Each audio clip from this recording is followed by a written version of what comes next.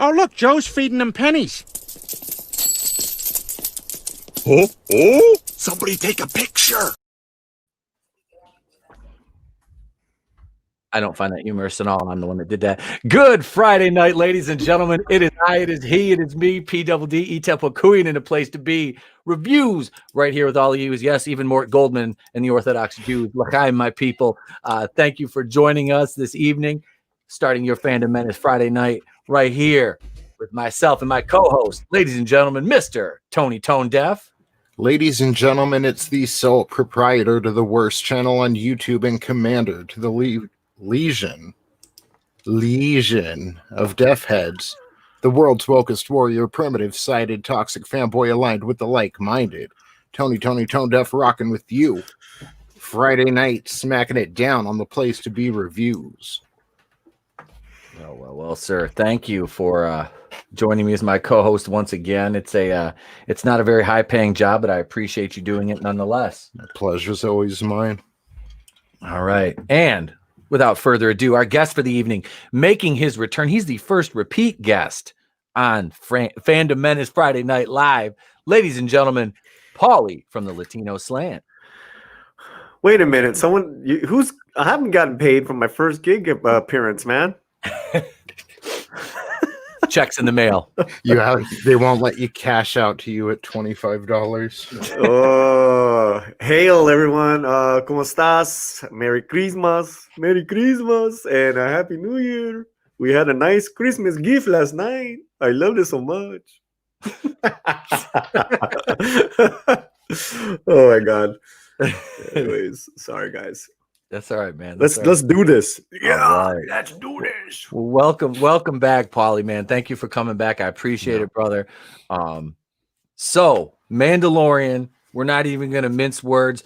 I actually want to monologue like a supervillain here for a minute, and I'm going to go solo for this. I have to say, man, I love the Fandom Menace. Let me preface this entire rant by saying I love the Fandom Menace. I do. I believe it's at its core, it's a good movement. It's a solid movement.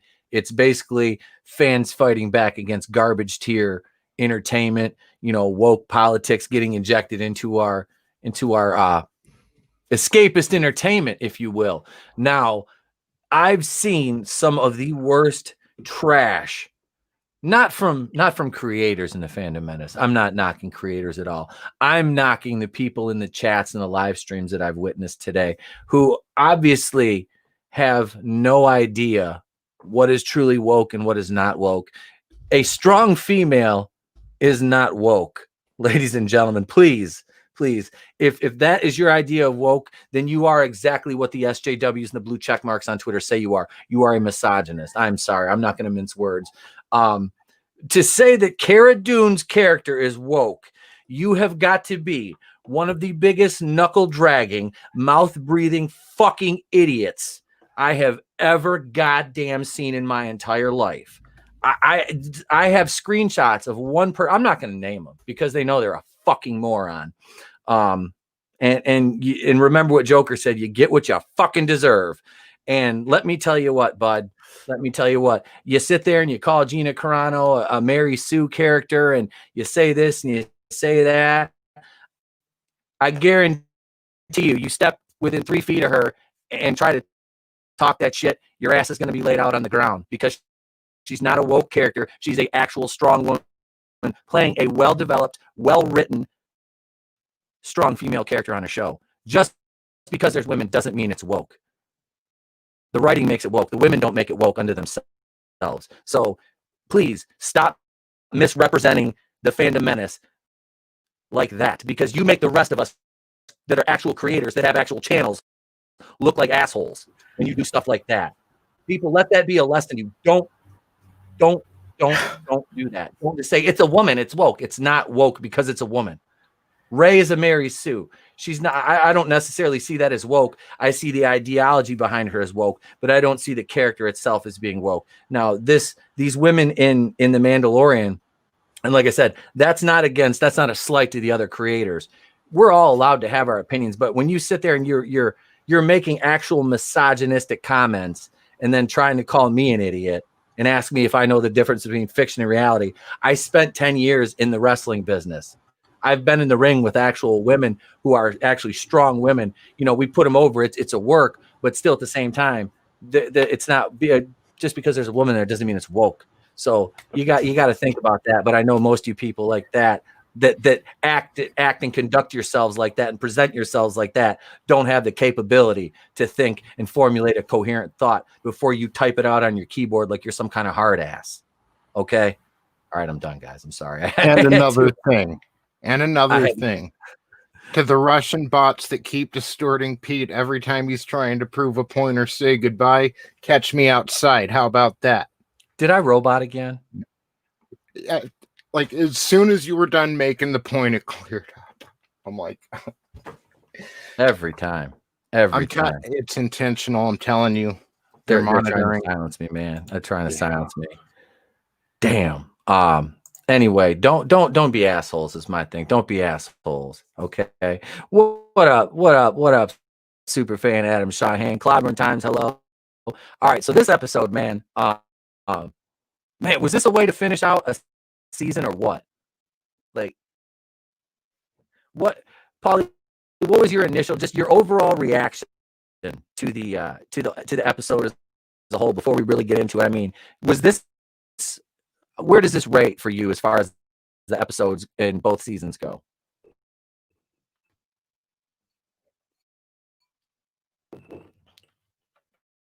I think you're muted, my friend.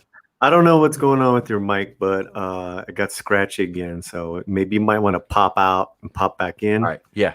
With your mic check. Yep. Yeah. I'm just saying. Yeah.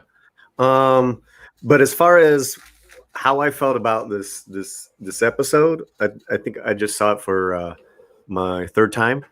I cannot wait to see it with Mrs. Slant, who is a Mandalorian, you know, if you want to say normie, a Star Wars fan. I think it was a great episode. Topping off a fantastic season. Was this season flawed? Yeah, I mean, of course it was, and there was even some little plot holes, and if you get nitty picky in this episode, but you know, as far as entertainment and emotional investment with the Mando and the child and Gina, total payoff, man.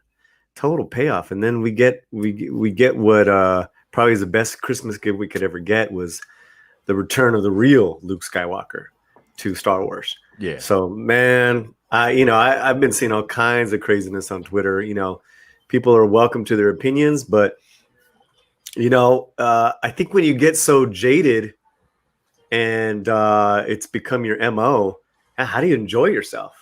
Yeah. You know, I mean, to me, I've blocked out like that. Those three movies don't even exist. Mm-hmm. How else could I enjoy 2 seasons of The Mandalorian? So no, that's my initial. It's my initials. Those are my initials. What do you think, Tony?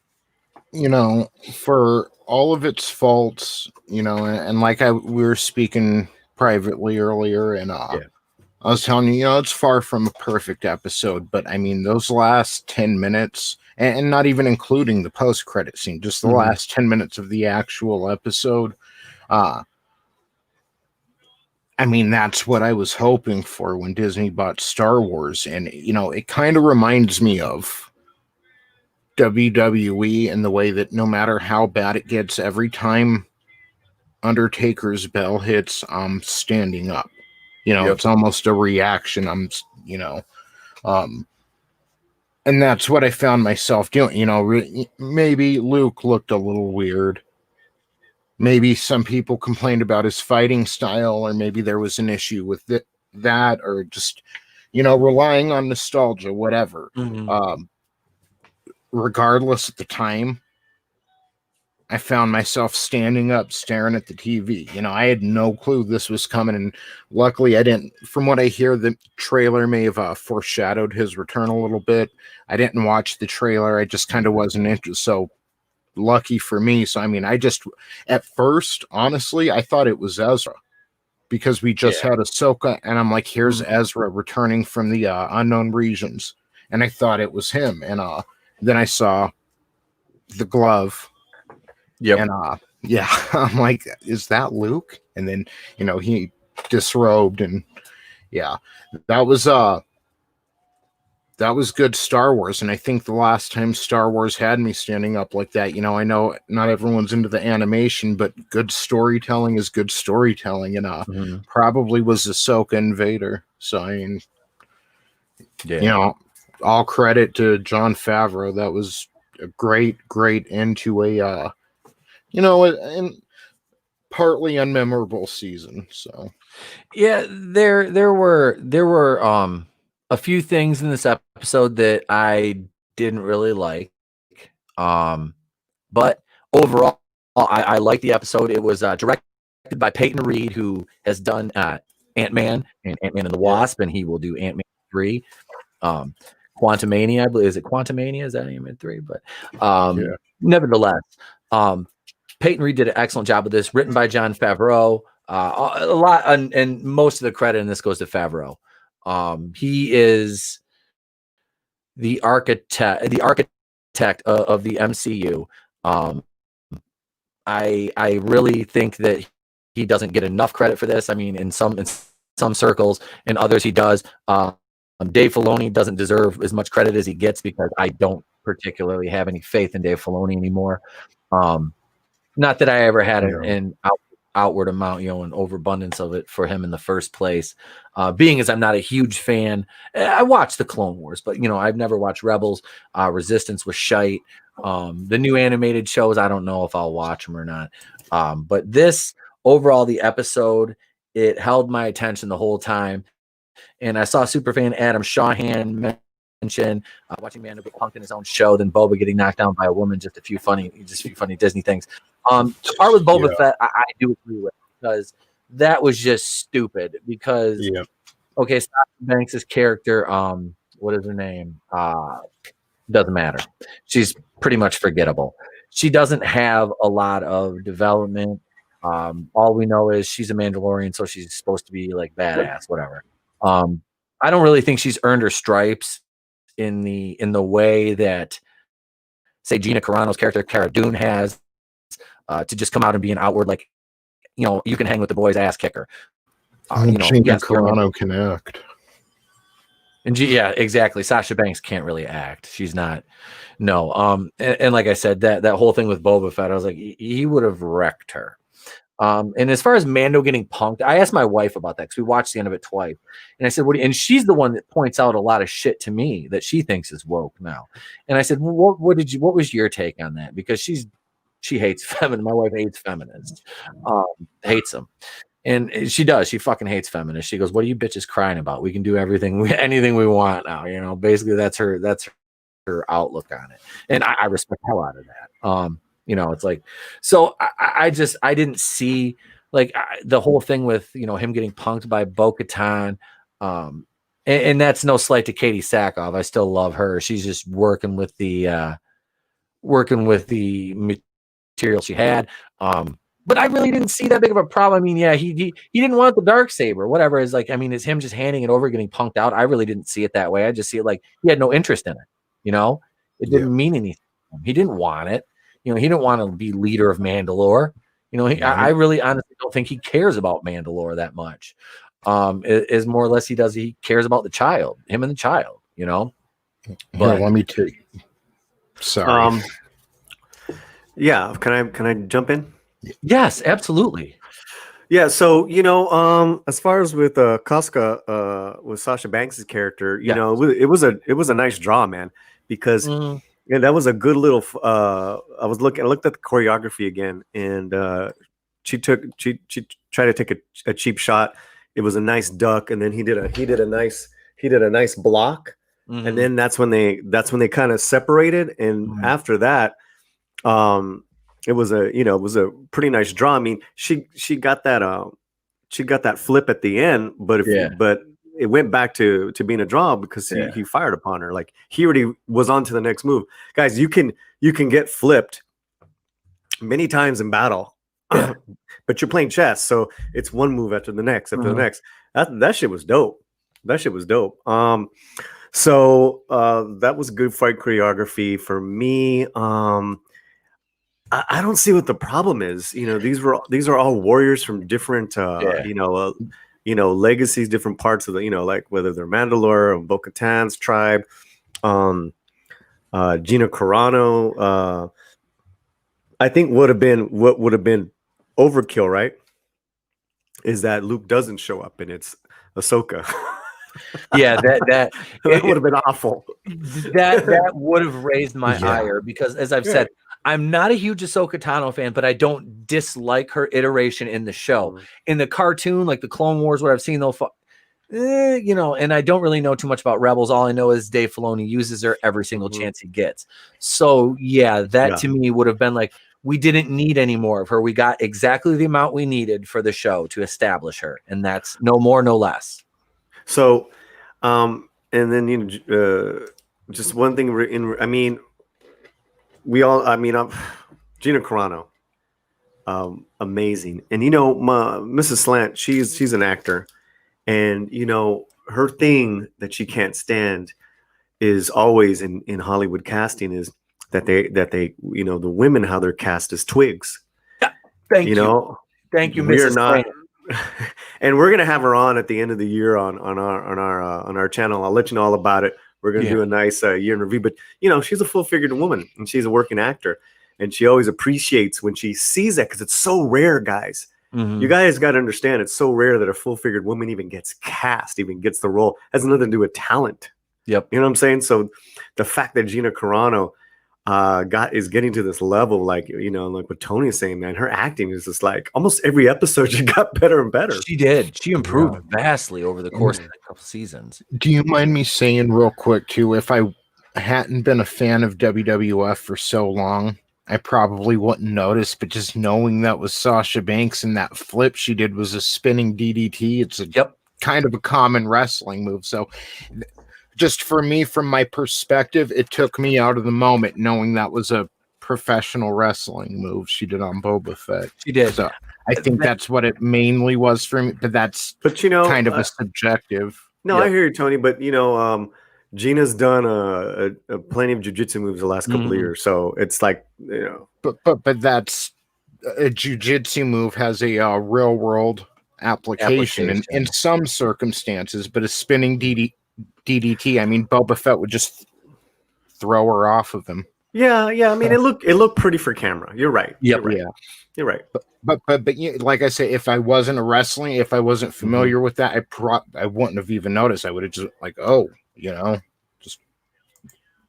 it's just subjective. It's a very subjective nitpick, but that was a good scene, man. When because they went to go recruit Boca and Casca, and they were like, later, want nothing to do with you, and they're you're never gonna see that kid again. But they're walking away, and then Bo-Katan starts a fight. It's like, shut up, because she calls out Boba Fett. I've heard your voice 1,000 times before, clone. That was a good scene. That was good interaction. Yep. I picked up on that right away. Sasha, and like Tony referred to Sasha Banks' wrestling career. I used to just call her Sasha Botch when she wrestled, because I've seen her screw up so many matches. That's why I was kind of like, and that's one thing I think, she's a beautiful woman. Don't get me wrong. Her acting ability is a little bit suspect right now. I'm talking like line delivery, being able to connect her with the character. Seeing her as kind of a warrior, okay, I buy that, because physically she's a very fit woman. She's athletic. I can buy that. But I want to go back to what you were saying earlier about, Gina being a full figured. Gina is a goddess, man. I look at that woman, she's, and I would tell her this too. You are an absolute goddess. I love the fact that she's like thick. I mean, I do. And that has always probably been my problem with action movies is you'll see the only time you will get usually an actress who is like, say, like an actual like fighter or a like bodybuilder type in an action role is in like some B to C tier science fiction movie. In these, the bigger budget movies, like they'll cast, like Salt. You had Angelina Jolie who couldn't fight her way out of a wet paper bag. It's just, and I get man, that could happen. That was real. Real. I just get sick and tired of, like, it's like Batwoman. Okay, Ruby Rose is like 5'7" and 110 pounds, and she's tossing NFL linebackers like it's nothing. Getting shot point blank with a 44 Magnum and not even budging. Even with body armor, that's gonna knock your ass down. But I can suspend disbelief, Pete. You know what I'm saying? I can to a certain extent. Well, I can for my sci-fi. I can for my act, like whether because the characters are warriors and all that stuff. This was like a regular, little girl down, little woman, like in a small frame, in reality. Then I'm like, I don't think that, and you even see that in a lot of action films. But going back to Gina, I mean, she's you see, you just kind of let the story be great first, and you let the characters be great. And she's a pioneer without like saying I'm a pioneer. Like it's like I gotta, again, for guys in the chat, I cannot tell you guys how difficult it is for a full figured woman to get a job. Okay, and it's and God bless Gina Carano, man. Yeah. So I mean, there's just so much to like to unpack in this show, bro. Yeah. Thanks for having me on, by the way. Oh, you're welcome, man. You're welcome. Tony, will you drop Paulie's link in the chat, please? I like I said, I've been a fan of Carano since she started fighting MMA. I love the movie Haywire. I thought she got skewered unjustly for that, because it's like, that's what I want to see when I see these female action stars, is women like her. She's built, she's beautiful, her acting ability is on point for what it needs to be for her role. She is Cara Dune. Like, that is basically Gina Carano in outer space, which is exactly what she needs. She's awesome. I have the utmost respect for her. No, I absolutely do. But yeah, and and even Fenny. Oh yes, she was amazing. Yes, Ming-Na Wen. Yes, she's awesome. I love her character. I mean, all these characters are. I mean, I guess I don't have an opinion about Sasha. It's such a small role, but you go Bo-Katan, Fennec. You go. These are some incredibly casted people. Yes. And we'll Fennec Shad this. The last episode. Was it The Believer? With her and Gina doing the sharpshooting on the rooftop. That was so great. And to me, this is good writing, showing how you can do strong female characters and not have them turn out like Rey. It's just it's actually quite brilliant on Favreau's part to do this. Well, and I guess there's such an immediate reaction, because anything you see, was it woke? It's like, dude, enjoy it first. Yes. Then we can, you tell me after the fact. But it's like, if you're already going in there with that mind frame, you're not gonna like anything, man. You're not gonna like anything. And I don't want to go off topic, but I'm gonna maybe we can do a video later this week or something on Andor and Diego Luna and all that. I'm down. Yeah. But it's fantastic. I wonder what happened to the doctor, because after they took his little beeper thing, like, you didn't see him for the rest of the episode. I imagine they have him in cold storage. Nice. I imagine they have him on ice somewhere. He's there. They can't get rid of Dr. Pershing. He's they need him. Hey, how about the scene with those two fighters? The pilots and one of the guy was talking shit to Gina. I was like, oh, Yep. I love one pilot shoots the other one, then she's just like, yep, okay, bang, you're done. I'm like, it was kind of like Bill Burr last week with Kellen what was the Imperial. Val Kilmer. Yeah, Val Kilmer. Let's call him Val I'll Kilmer. right now. I'll find it right now. Hey, hail, the rookie critic. Val Hess. Val Hess. Valen Hess. Valen Hess. He was such a great villain. That guy could have told you he bought you a new puppy and it would sound evil. His delivery was great. Man. Great character actor. Yes. So it just goes to show, man. And I'm kind of wondering if do you remember the female officer that's kind of been Gus Fring's number 2, Moff Gideon's number 2, Gus Fring, Moff Gideon's number 2. They didn't show her getting killed, so I'm wondering if she's still. Katie O'Brien is the actress. Commanding officer, Katie O'Brien. Okay. Yes, because she's an MMA fighter too. Oh, okay. I didn't know that. Yep, I saw her in her uniform, and this is gonna sound, but being as I have a background in bodybuilding and wrestling, I looked at her shoulders and I'm like, she's an athlete. I'm like, she's built. So I looked up who it was, and she's an MMA fighter. Oh yeah, she's got a great look. Yes, I want to see her and Carano fight. I want to see them two. I mean, I don't know if it had happened now, but I would have loved to see those two mix it up a little bit. Because that would have been one hell of a fight sequence. They wouldn't need stunt people. I think that would have been fun. But she kind of disappeared at the end, unless she got killed, which would have been like kind of like a lame, kill. But because she's been like kind of like a B tier like side character for Gideon, so it's like you want okay, so is she going to get an on screen? You're not going to give her an off screen death. Then it wouldn't make sense to do that. You did Admiral Akbar.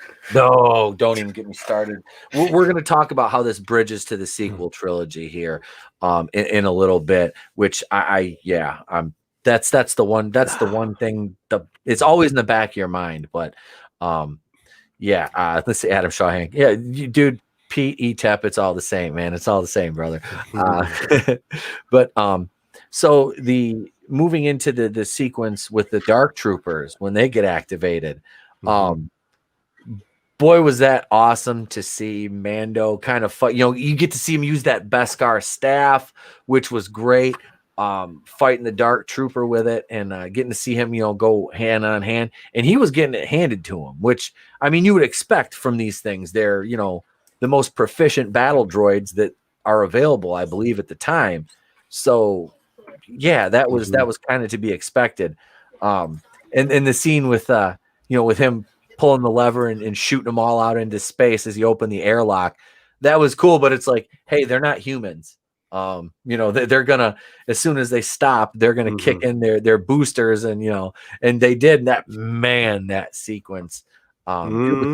It was so good, and I had no problem with the two with Reeves and Catan and Dune and Shad blowing through the stormtroopers. Stormtroopers are fodder. They're fodder. They pose no threat. They're basically there just to get us from point A to point B, and that's it. And so saying that, man, who's gonna be the first hero, the first fool that gets killed by a stormtrooper? I know. It's probably gonna, it's gonna watch. It'll be Reeves. It'll be Sasha Banks. She'll get killed by a stormtrooper. God. She's flipping Boba Fett over, but she gets shot by a buckethead and taken out. Oh, that's funny, man. That's funny. That was a real nice sequence going into Gideon's and getting to the deck. Yeah, that was good. They, and all, and then they're, of course, with Cara Dune's gun malfunctioning. What was so, what I loved was like, she's like, cover, like, I got you, right? Like, and she's trying to fix it, and then the guys, like, the troopers, like, rushing her. She's like, beats him with it. Yep. That's so, like, I don't know. They're just like, is that something that just a woman would do? Because I thought that was I thought that was a great moment. Oh yeah. These little things are just really rounding out these characters more and more, you know. Yep. Absolutely, man. Tony, did you have any favorite moments from this? Like just the main body of the episode, like leading into that final, the kind of the showdown with Gideon? So, I mean, there were a few moments that got to me. I mean, I loved the fight with the Death Trooper or the Dark Trooper. Yeah, Dark Trooper. Y'all were talking about Gideon's like right hand is officer or whatever, and where she was at. It would have been cool to see Luke crush her like he did the Dark Troopers in the hallway. Yep. I gotta say, I mean, probably my favorite moment. I know, Luke is the easy answer, but I mean that anticipation right when it showed the troopers turn around and they were waiting for him in the elevator. I mean, Rogue One hit me right away, and by that point, it had already shown Luke's glove. It didn't. I don't think it had shown his bare hand at that point, but I was already thinking, it's either Luke or Ezra. And that was probably it. The anticipation, waiting for that elevator door to open, because it was. I mean, it was. Even though Rogue One, okay, it's Disney, Star Wars, they connected that so well. It took me back to the theater and watching that for the first time when Darth Vader entered the hallway full of the rebellion soldiers and slaughtered them. So just, that anticipation, the few seconds before the elevator door opened, definitely my favorite. I think, Tony, speaking of that whole movement and action, sequence that Skywalker did against all these troopers, I see that this physical actor, Max Lloyd Jones, played the Jedi, played him. Yeah. And he was the same actor, I guess, who did some physical work for War of the Planet of the Apes. So, you got a great physical actor to do, because Mark Hamill's a little too long in the tooth to be doing that. He moved great. That was awesome. Yeah. That was such a good correlation too between the Vader scene in Rogue One and what Luke did here. It really was, and I would like to think that they designed it that way. It was meant, it's kind of like a father and then the son thing. It really, to me, that's what it kind of spoke to that aspect of it, because it's like, dad did this, and then this is how the son handles the exact same situation. Obviously, the stakes were probably, a little bit higher for Luke, because the Dark Troopers are a bit more threatening than rebel soldiers. But still, the result, that Force crush he did at the end of that was just, I was like, oh, that's savage. That's like what he did to the Gamorrean guard in Jabba's palace in Return of the Jedi. He didn't kill him, but he just did the little and just put him down. It was, I like to see that.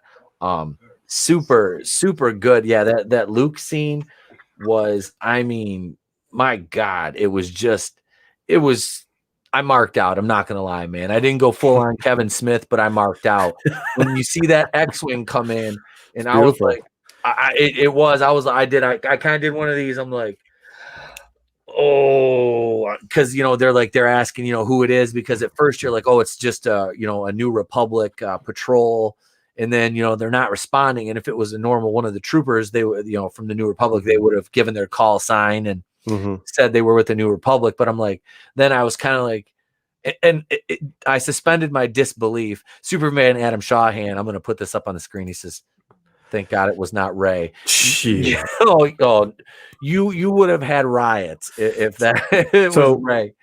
Two things about that to add on was, the direction was incredible, as far as you saw very little of the camera showing Luke's entrance, as opposed to us seeing what the crew the game with Mando and on we're seeing through the actual view cameras, which I thought was such a great device, because it's like what's going on, who's, and then it was like he's moving and kicking ass, but you can't really see the image because it's through the view cameras.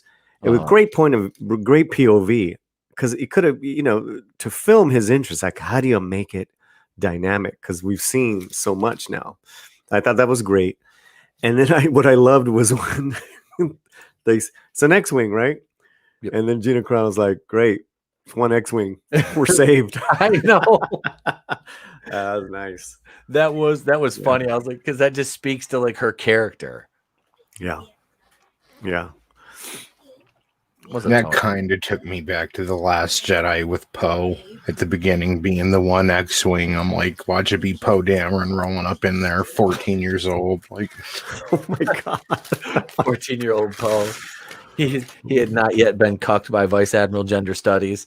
But no, man, it was a very awesome sequence when he came, flying in, and you see all the dark troopers lining up in the hallway, anticipating it. Yeah, the elevator opens, and as soon as I saw the hood, and I was all black, I'm like, they're not. I was like, is it gonna be a honey dick?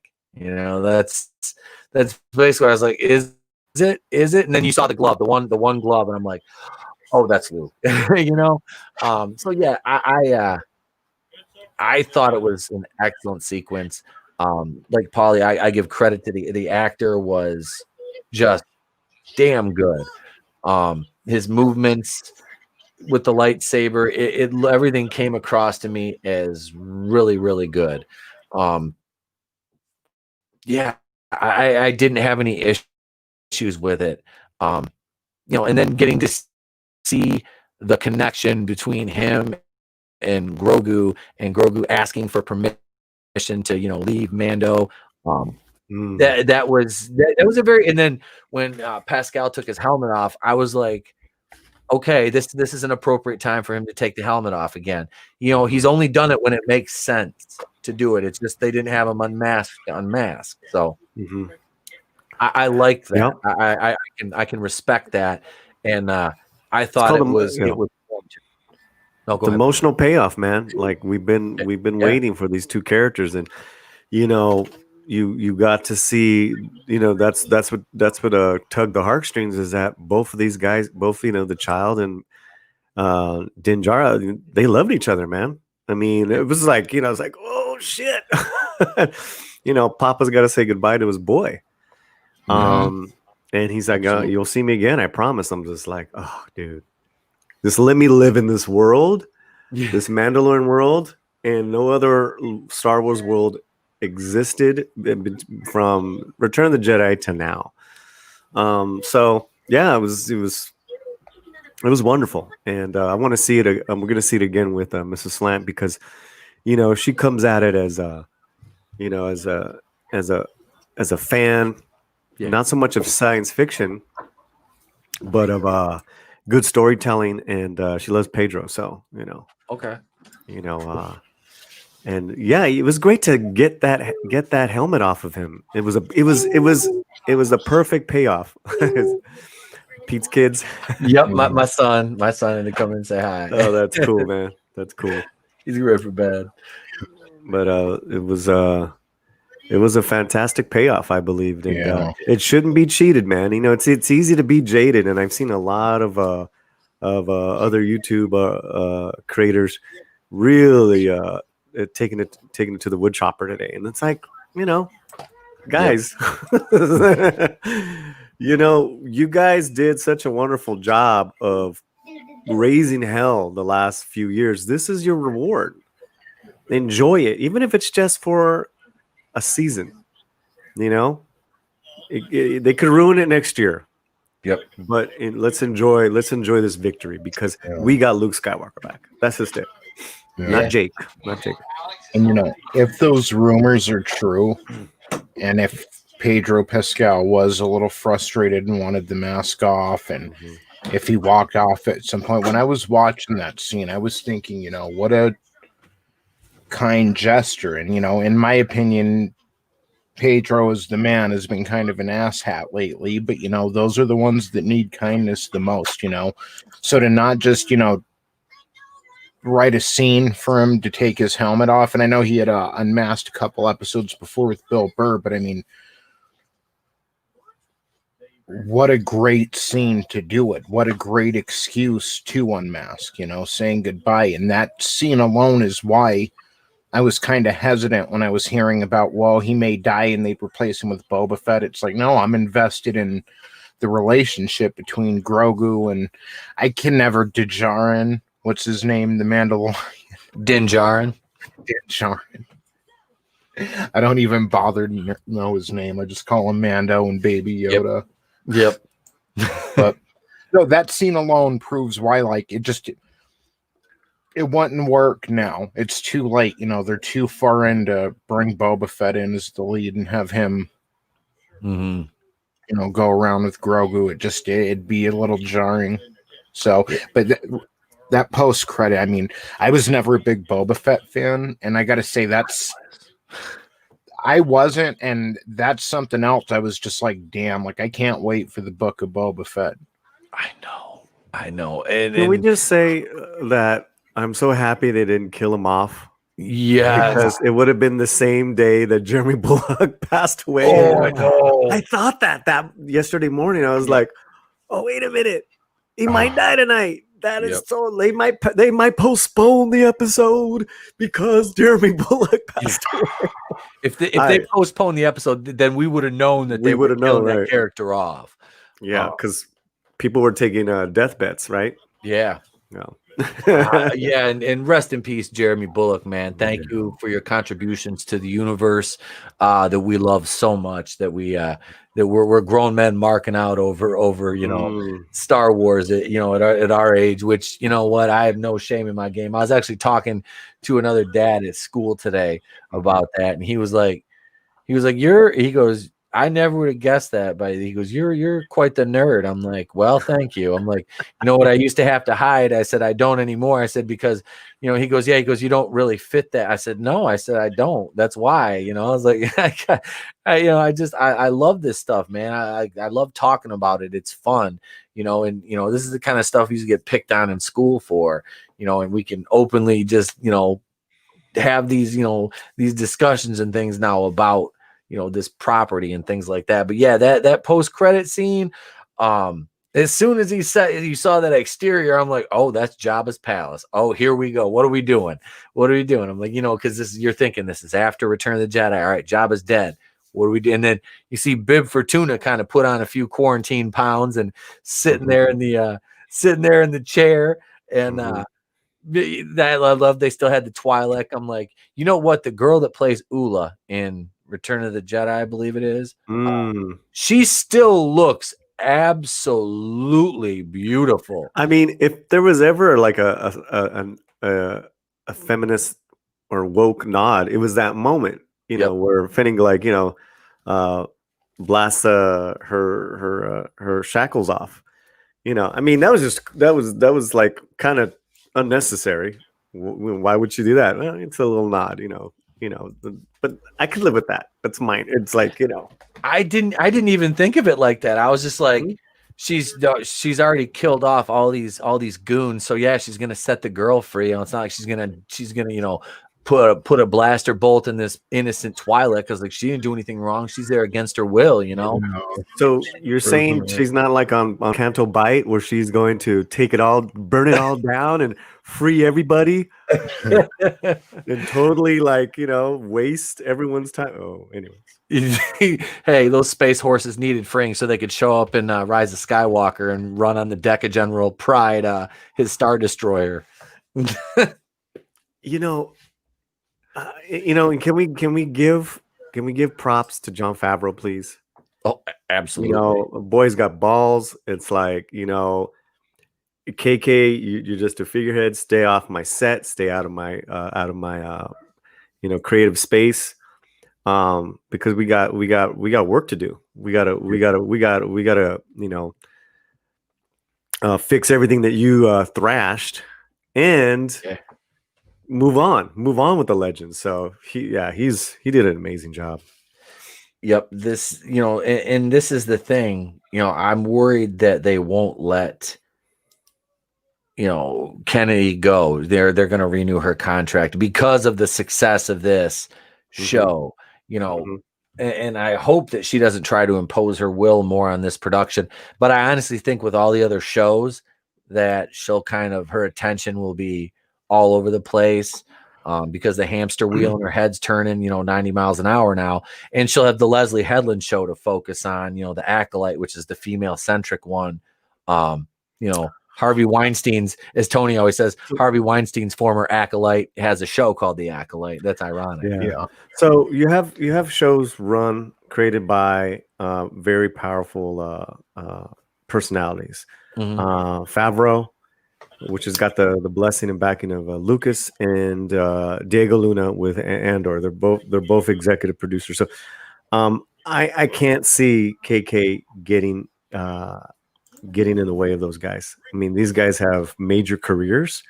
They're not going to take a job where they're collaborating with someone so problematic. I'm telling you, man. Do not underestimate the talent that Diego has with Andor. Whatever you thought of his character in Rogue One, prepare to be pleasantly surprised. Mark my words today. I'm saying it now. So yeah, what do you guys say? I hope you're right. I really do. Because Diego Luna is he's great in Narcos. But you got to understand, Pete. He's not just an actor now. He comes with the full production. Mm-hmm. You know what I'm saying? Like, he has produced and directed many hits, whether they're in Spanish or not. They're successful. So he brings a lot of cachet, which this bozo KK, she's probably the most hated woman in Hollywood right now. Yeah. So I just don't think that these men would sign on. If it was like someone like up and comer, I think what's probably problematic, which is why they had to redo some of the stuff, was the Kenobi, because I think that's the one that KK was kind of running over a little bit more. Correct me if I'm wrong. I don't know if anyone knows any of that production notes. Which one was that? Kenobi. Oh yeah, Kenobi. Yeah, see, Kenobi, because there is. I don't know who the showrunner is. I know Deborah Chow, or Deborah, whatever her name is, who directed some great episodes of The Mandalorian season 1. It's now more her series now, but I don't know, if she's part of the JJ crew. Do you know what I'm saying? She's not like a Favreau. She's not like a Filoni, but I know, some of the OG Star Wars, creator, YouTube creators, they hate Filoni. Yep. It's like, all right, well, okay. I'm not a big Filoni guy. I'm really not. Like I said, I can't fully, get behind him. I more, Favreau, absolutely, man. I would love to see him in Kennedy's position. I think that would serve the property, the IP well, to have Jon Favreau, because he obviously loves this franchise. It's something that he respects the lore of. And the next nest of people getting rattled up are the EU. Oh well, they're borrowing this, they're borrowing that from the EU. So it's like, and I understand, but the EU has some great stories. I'm not knocking that. I'm not saying it did. I'm not an EU guy, but I've seen and heard enough about it to know that, yeah, man, this stuff was legit. It was fun. People enjoyed it. But, even though it was signed off by George Lucas, it was never canon. And I understand that's frustrating to have Disney throw it all away in favor of their quote unquote extended universe, or whatever their legends, or what they call the old EU now, in favor of their books and things, because obviously the older material is vastly superior to what Disney's going to release. I mean, just look at the High Republic. That's going to be a mess. That is going to be a shit show, and it's going to be a mess. So I understand, man. I understand. But the hate that the EU, the hardcore EU, some of the hardcore EU people give this show it's really unjustified.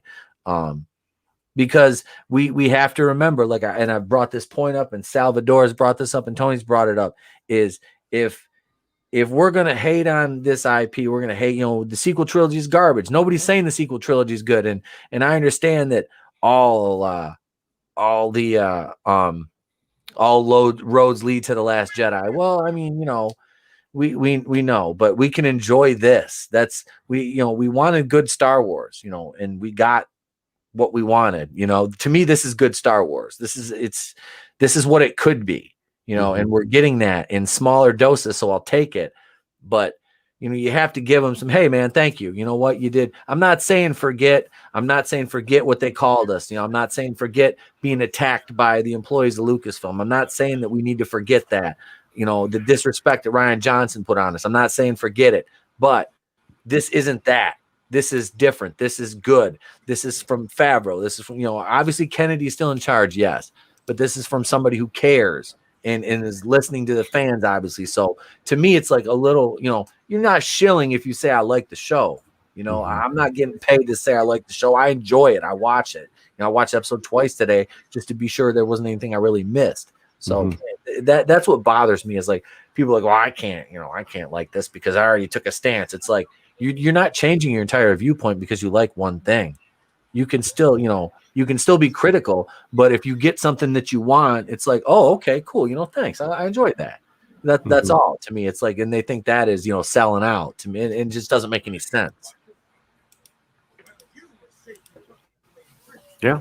I mean, it's just amazing, the passion that it brings out on both sides. I mean, and it's justified. But again, it's like, we got a Christmas present last night, guys. Let's enjoy it. I mean, I've seen it 3 times now. Here's my Christmas present, right? That's all. This is the man. This is him. Dude, I have mine right back here behind my green screen. I've had this one for over 20 years now, right? Mark Hamill gave it to me himself at the Man Chinese Theater. He was passing them out when we went to go see the special edition the first time it was released in the theaters. I took my little nephew with me. I don't care about Mark's politics this past year. He's always been the ultimate Star Wars great celebrity to his fans, and I'm just happy that that bullshit of Jake Skywalker isn't the last stand yet. Yes. Anyways, I have that. The Dark Empire Luke, Leia, and Palpatine. Except I bought mine all in the packaging, and I unboxed them as soon as I got home. They're all unboxed. Tony, you're right, man. That the thing with the hand, Yeah. God, I mean, there's so much with that Skywalker hand.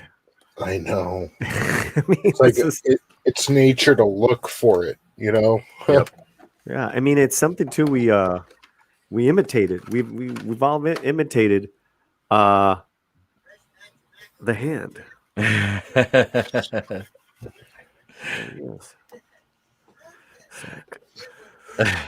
You don't like my son's return on the Mandalorian? I couldn't have been happier with that. It really did. I was honestly kind of expecting Sebastian Stan. Now we could talk about that. We could talk about the CGI and the deep, what do they call it? The deep whatever. Deep fake. I mean, that's interesting, right? Because that took me out first when I gotta say, and it was very strange, but it's part of the. Tony, do you want to say anything first? Because I can just blab on. No, just as far as the deep fake, I mean, it did look a little weird, but I thought it looked way, way better than Leia in Rogue One, personally. So it wasn't perfect, but I don't know. It didn't really take me out of the scene, but I mean, I was ready to hear you, Polly, if you wanted to go on about what you were going to say. Sure. So, I think because I didn't know who it was going to be, I had been saying on some other streams for the last couple months, I'm like, I think there's going to be a real zinger, and I hadn't really kept up with any of the online rumors. I'm like, I don't think this is enough that it's going to be, the rescue. I think there's going to be a zinger. I think it's going to be someone from our past. And so when I saw him, I was just like, oh, that's kind of okay. That's kind of weird, and so it took me out emotionally for a second, I have to tell you. But now upon the third viewing, I'm good. I'm good with it. He still looks a little strange, but that's just the technology. Yeah. They still haven't figured out, the human, completely yet. That's why like a golem or like a Planet of the Apes. I mean, were pretty amazing. And so once I kind of like got over that, and now I can go back and watch and see like, wow, they did a really good job, So it was kind of a shocker, took me out. But as far as him coming in, as far as his lines, and then what "May the Force be with you" when he left, I mean, come on, it's just like, fuck, man. Sorry if I curse. No, no holds barred here, man. I dug it. Check this out though. This is what I was talking about right here. Sebastian Stan is a young Luke Skywalker. Right. Yeah. That's what I was expecting. That's exactly, because you've heard that buzz about him lately. Is he gonna play Luke? A young Luke, I'm like, and I'm like, he actually could. I'm just saying he could. And we know that Sebastian Stan can pull off the action roles. So, I think it would be good. But I'm sure you'd have your detractors. To me, I would much rather see Sebastian Stan take on a young Luke Skywalker than I would Alden Ehrenreich playing a young Han Solo. Yeah, that was pretty bad. Yeah. Well, that we know Sebastian Stan can actually act is the thing. He's got the proven chops for it. So, that's the way I see that anyway. Solo was such a mess of a production. It was like, had so many things against it. And again, that was KK's hand. Yep. Her the black hand of KK. Fired Lord Miller 80% of the way through the movie. That's nuts, man. Yes. That's nuts. Yeah. That's nuts. So I really think, I hope and pray that Lucasfilm and Disney, that they really learned their lesson on a lot of these horrible mistakes that KK made. Mm-hmm. Release the Lord Miller cut. No, that's 32 Flavors of Nick Wise. He does the X-Files with me every week. Week. Thank you. He just subscribed to the channel. Thank you, 32 Flavors of Nick Weiser. You were subscriber number 430. Thank you, man. I was at 431 last night, and I must have said something wrong because I lost 2, and I just got back to 430. So thank you, man. I appreciate it, and welcome. It's officially the 430 party. Yep. I want another 70 by in the next 11 days. That's my goal. I don't know if I'll get it, but if I get as close as I can to the 500 mark for the end of the year, my goal is 1,000 by my birthday, which is in April. So I'm going to start pushing hard. That's what she said. But no, it's it's time. It's time, man. I've been grinding at this. You get nowhere with comments like that. Let me tell you, Libby the liberal will not back you up with misogynistic comments like that. It's 2020. Have we not learned anything? Yeah, and see.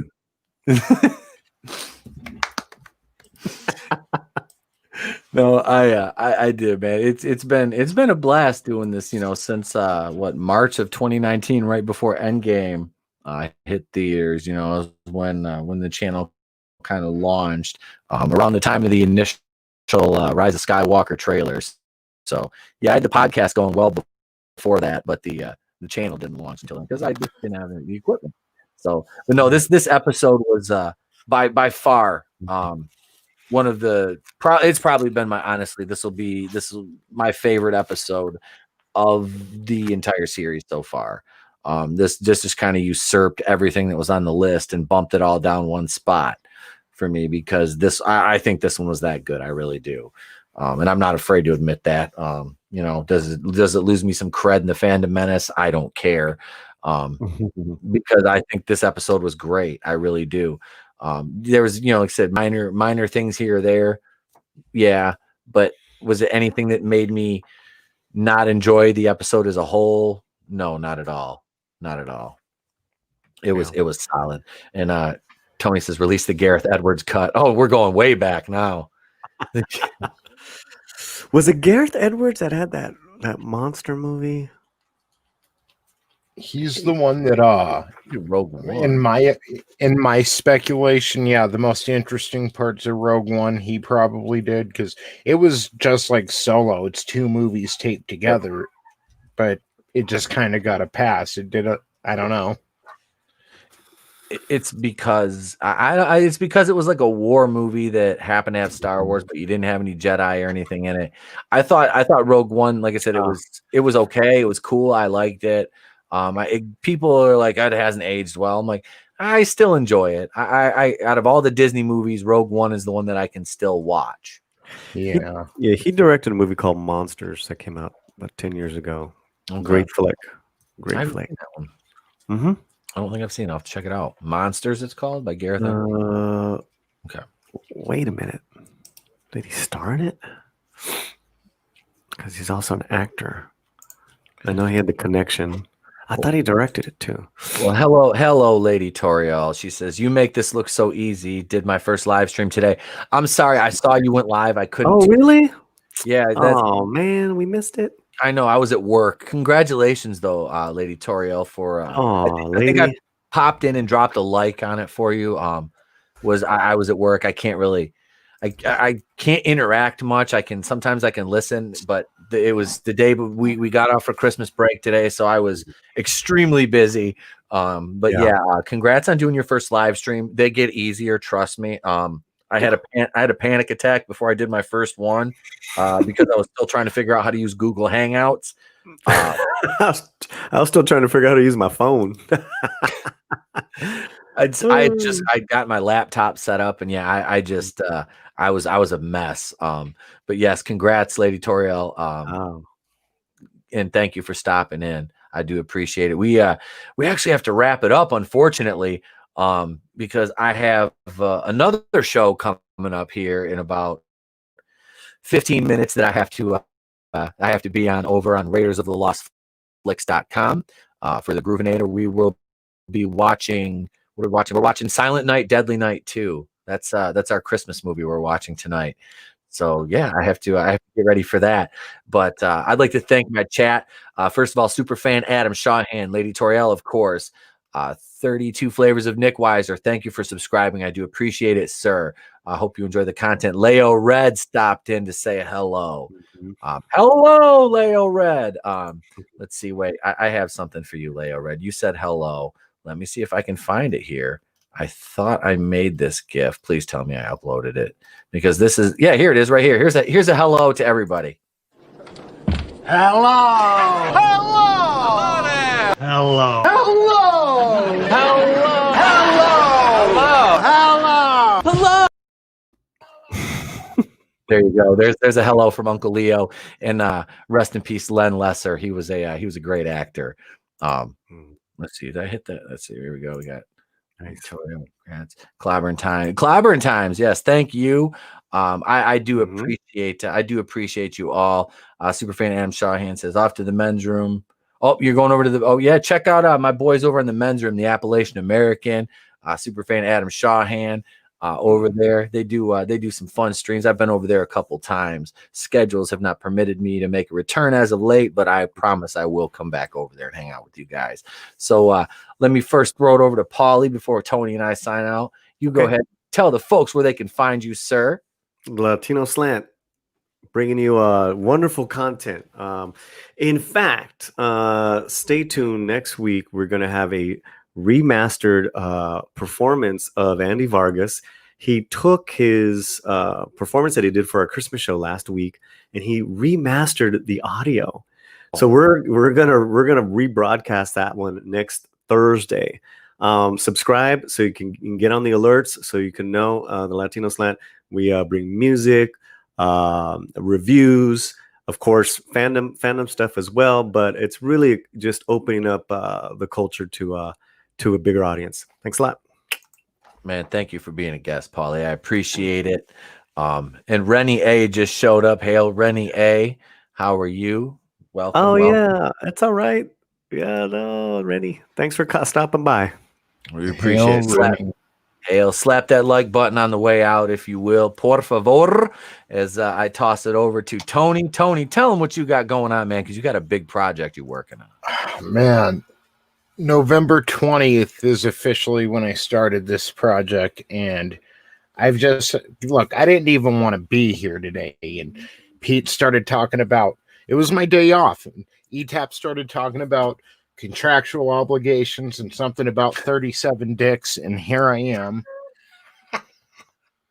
All I've got to do is place the background music, which is going to take me like an hour, so this is going to get uploaded tonight. My Hyrule Warriors Age of Calamity review. Okay, and would you just fucking watch it, please? No, I'm serious. I'm going to upload this. It should be uploaded. All right, I'm over here on the West Coast. It's 5 o'clock, so should be by like 6:30, 7 p.m. my time, sometime around 9:30, 10 on the East Coast, which is probably horrible timing to drop it, but I don't care. My landlord's mad at me. I've got to work tomorrow. I'm uploading it, and yeah, please watch. Please. I love you all. Thanks. Yeah, Clown World Review. The plug of all plugs. The Clown World Review. Don't forget the. Would you please just fucking watch it? I love it. Yeah. Oh, I'm just saying, I've got 61 subscribers, and you guys So- obviously aren't sending me $100 a month each, so please just watch the videos. I like how he said he wasn't going to come on. he is contractually obligated. yeah. That's good, man. That's good. Well, Sorry. Your arm got twisted off there, Tony. arm barred him. Say, no, you guys, thank you so much, everybody, for tuning in. I do appreciate it. If you have not yet, please let today. If you're watching this in the future, if you somehow went back in the past and you're still watching it streaming, I don't know how. But subscribe to the channel. Like I said, I hit 430, pushing to 500 before the end of the year, onward and upward.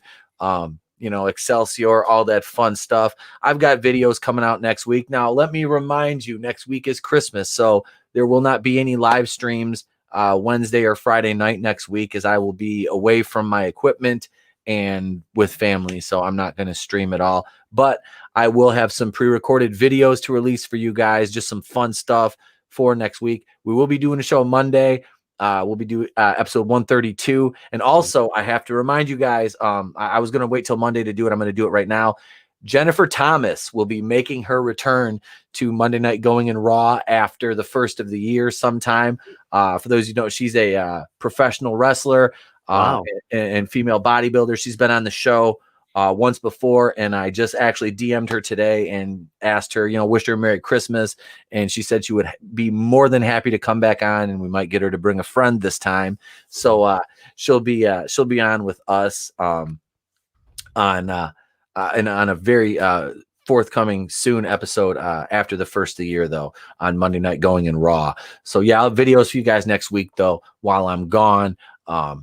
You can catch me coming up next on Raiders of the Lost Flicks, 8:30 Eastern. We'll be watching Silent Night, Deadly Night 2. Tomorrow night, I'll be over on Echo Base Network for a pop-in over there with Nick and Coach. I was the featured guest last week. They asked me to come back as a pop-in this week, which I will be more than happy to do.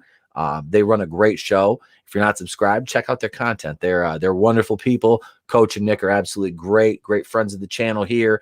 And that's it. I'm going to shut up. Thank you guys so much. I do appreciate Clobbering Times. You have a great night as well, sir. Can I give him a shout out real quick? Yeah, go ahead, Paulie. Clobbering's appearing on Doomcock tonight. Oh, awesome. Yeah. Awesome. Good. Well, hail to you, sir. Hail Doomcock. Yes, hail. clobbering the cock over there. All right. Yes. We love it. We joke, we kid, That's a man. good one. Have fun on the stream with the Overlord Doomcock tonight, and tell him to push the button and let Harvey go. 2020 has done us all in, but at least we had we finished Mando on a high note this season. So yeah, man, thank you all for tuning in. We appreciate it. We are out of here like feelers and high top fades. I'm Tepo Kuin of the Place to Be Reviews. I've been here with all of yous. And remember, if I don't see you, have a great day, a pleasant tomorrow, and I will catch you on the next one.